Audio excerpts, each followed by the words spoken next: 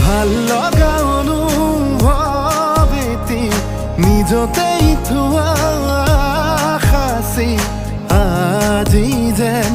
চকুৰ আগতে সজি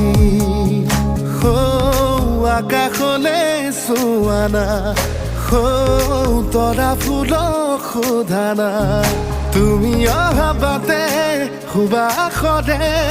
ৰজনীগন্ধা পাহে পাহে কিদৰে বুজাম নিজক কিদৰে সজাম নিজক কিদৰে বুজাম নিজক